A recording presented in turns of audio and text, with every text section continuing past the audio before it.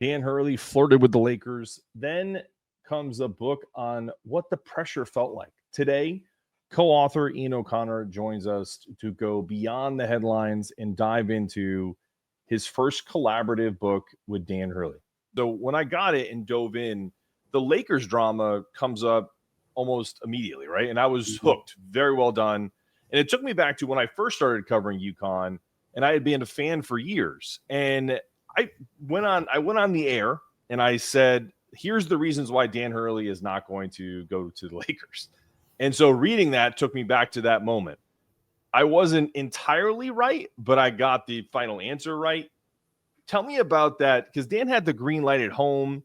He had all this national cachet, and the pros are calling even his dad said it's the Lakers. You have to go. It's values versus velocity, right? The three-peat stuff. Tell me about how that's written in the book and how I immediately was hooked into it. Yeah, his father, Bob Sr., obviously a Hall of Famer as an iconic high school coach at St. Anthony's in Jersey City. I think initially he was thinking, stay at UConn. Why would you leave a perfect college situation?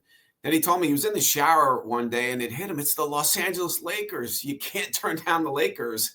And that's basically what he relayed to his son. And so I think one thing that might surprise UConn fans is the perception, at least the way I saw it from the outside, was that Andrea was a hurdle, that she wanted to stay in the Northeast. She is a New Jersey gal through and through. And I went to Marist. Dan was offered and took the Marist job. She didn't even want to go to Poughkeepsie, never mind to Los Angeles. Right. So, right, you see his whole life, his whole career has been in the Northeast, and she wanted to stay centered there. But there's a scene in the book where they're in the kitchen and it's judgment day or decision day.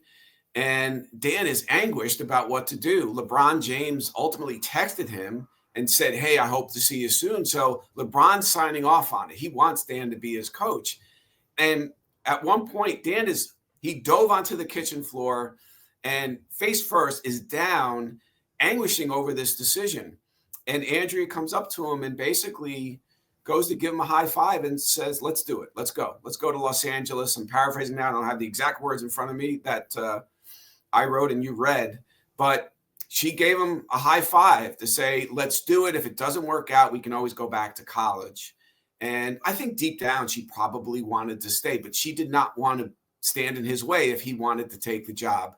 But she gave him the green light. And I'm not sure that a lot of UConn fans believed she was going to do that.